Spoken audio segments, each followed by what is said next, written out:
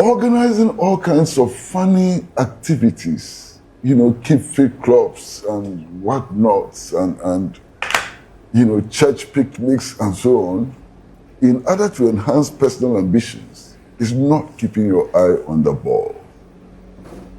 You understand? It's missing the point. It's actually betraying the trust of the people.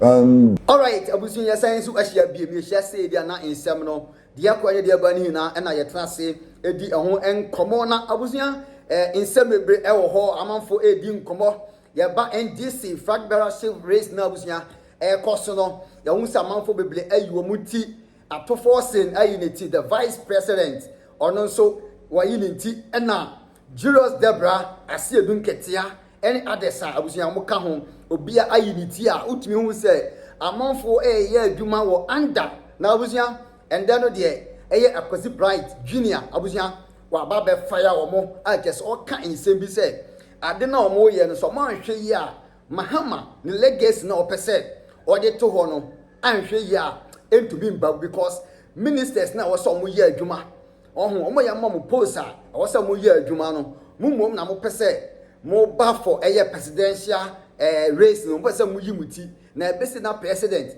wo tumi aye adwuma abusunya oba be di nkomo aka nsem bi e de kire NDC for artist abusunya ano ode sanso na Agyapa Mercer abusunya ono so oba be kan nsem bi e de afa NDC Flagbearership na abusunya race na edaho na amanfo eyi omuti maako no me say ye maame the vice president ono so oba be di nkomo bi na ne nkomo na chese ende Kwasi Pratt Junior waba be di nkomo aka ensem e de kire NDC for abusunya ano oden ha Ghana Politics TV Mercer say ende your first time ani de mo be subscribe e de ama me say di any video bia e drop here onso obenya bi atine wa share ama afufro nso anya bi atie. Don't forget so the comment so e de beba enti abusunya nkomo ni na NDC omo Flagbearership race na abusunya amanfo ye bibi e wo sumase obehu ni say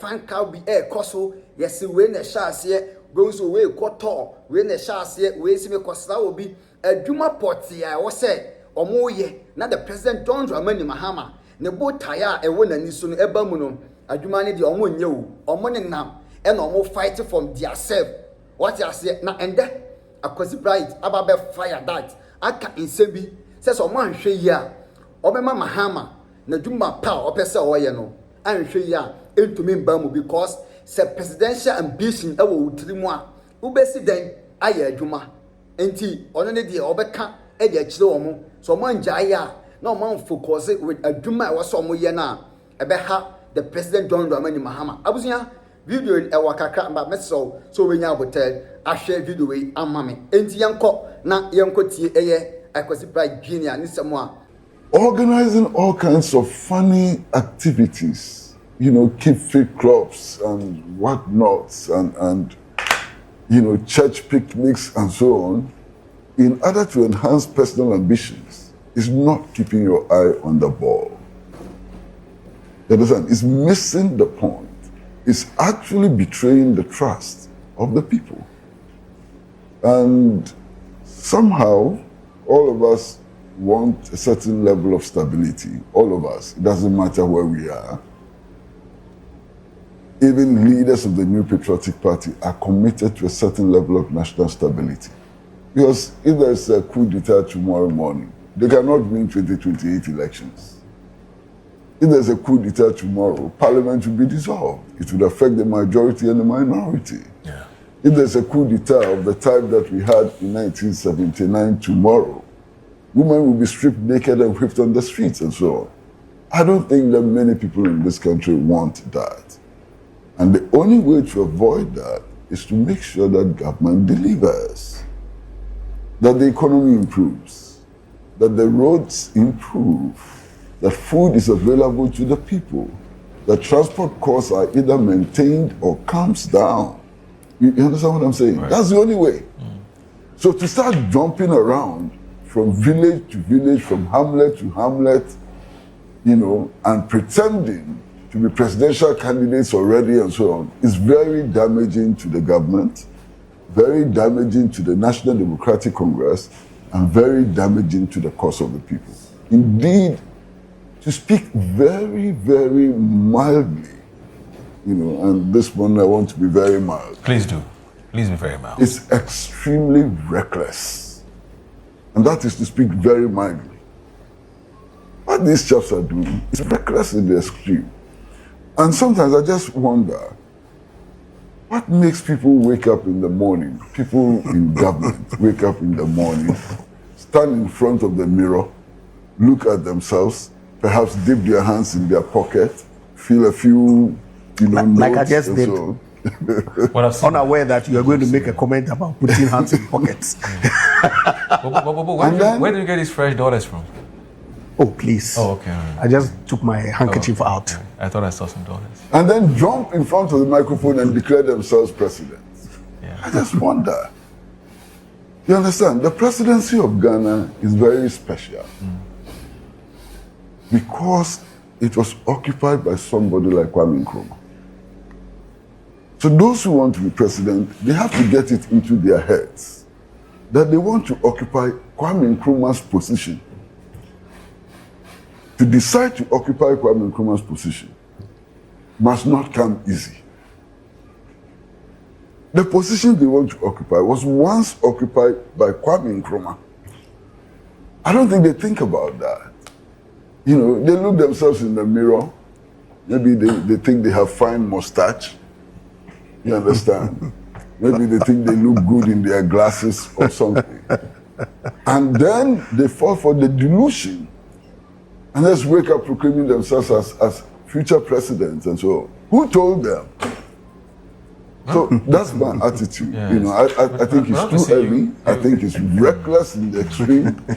Yes. But who am I? But you raised the issue about you wondering why there hasn't been any kind of movement in government, on the back of persons who are seen to be, especially in some cases, some of them have even publicly, stated that yes, they want to succeed President John Dramani Mahama.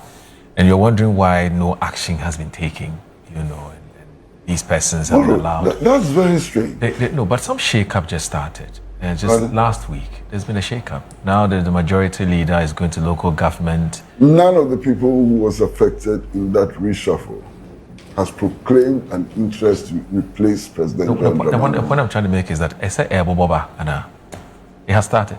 Well, if you think so, if that is the case, you understand? Because, listen, and I will never be president of Ghana to start with. At my age, given my experience and everything, I will never be president of Ghana. Or you don't even want to become president? I don't even see the conditions under which I can start dreaming of becoming president of Ghana. Okay.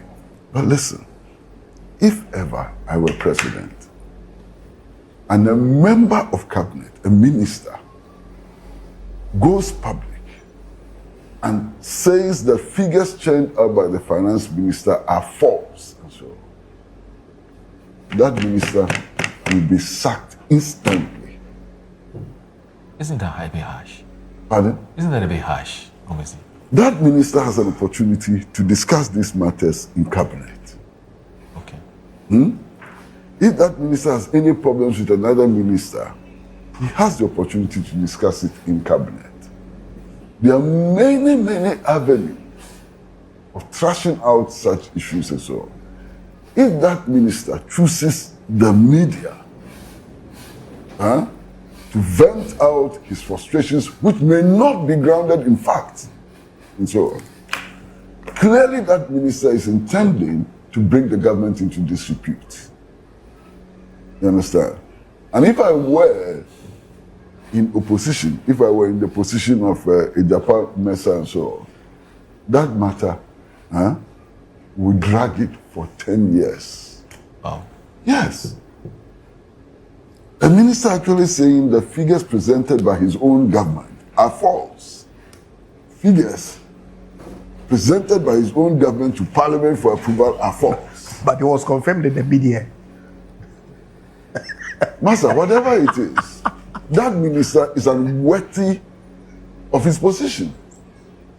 Because if the figures are false, correct them in your appropriate circles as well. Right. You understand? So, look, it's up to President Mahama to make a decision. He may choose to preside over the emerging chaos, or he may choose to restore sanity in the government system to ensure that he's able to build his legacy. Because this is legacy moment for him. And listen, this is what history will record. As at now, by the time President Mahama finishes his term,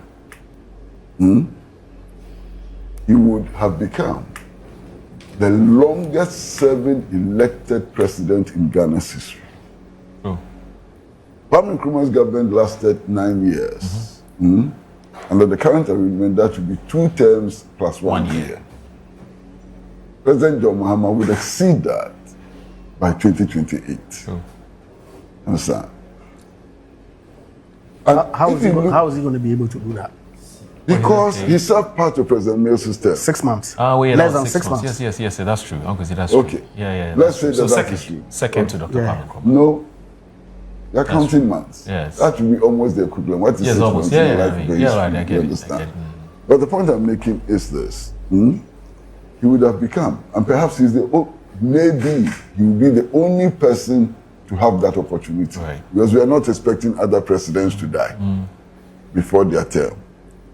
And if other presidents do not die before their term, that will be his record in the history of Ghana. That record should not be played with lightly. I get it. You understand? Today, if you talk about national infrastructure, if you talk about national vision, if you talk about Pan-Africanism, if you talk about the national liberation struggle and so on, nobody has equaled the record of Kwame Nkrumah. And that was within 9 years. So let us assume that President Mahama would serve 8 years, 6 months. What record, he has to pitch against is the record of Kwame Nkrumah. Right. And I pity him sometimes, All right. Well, Andrew, were you one of those who was waiting to hear from the vice president as to what her political future looks like, especially in the face of all this Musa Dankwa polls and all the little talk in town as to who succeeds President Mahama, and saw persons who were doing things and saying things to sort of suggest that they want to succeed him. I mean, after listening to the vice president, I don't know what has been going through your mind. But I guess good morning is appropriate to our cherished viewers, senior and your good self. Truth be told, hearing the interview of the vice president for the first time this morning when you played it on your screen, you didn't have the privilege of watching her on KSM's show. But when she began speaking, I made a comment, of air, whether it's a political answer. I'm not so sure whether I agree with Senior when he says people should essentially shelve the ambition necessarily and focus on the mandate that the NDC was given by the people of Ghana in December 2024. Because I don't think that it's mutually exclusive. You can deliver on your mandate and still nurture and work towards achieving your ambition. Because whether we like it or not, there will be primaries in the NDC to select a leader for the 2028 general election. Any suggestion that everybody who aspires to put himself up should wait until that time, I frankly don't think it's neither here nor there. But of course, everybody is entitled to his position. The talk by the executive secretary to the president, the lamentations, as I described it at the time, subsequently listening to the vice president, clearly tells me that maybe the center really cannot hold. Because yes, I agree, it was really tardy, the issue that came up between the finance ministry and the agric ministry. And it was funny watching the clip when my good friend Ampim was reading from the script and the expression that Eric Opoku put up, suggesting that, hey, what are you talking about? These figures that you are churning out, it's not entirely accurate. But then again, it's important for credibility of the information that is emanating from the Ministry of Foreign Affairs. And so, Finance Ministry. Thank you.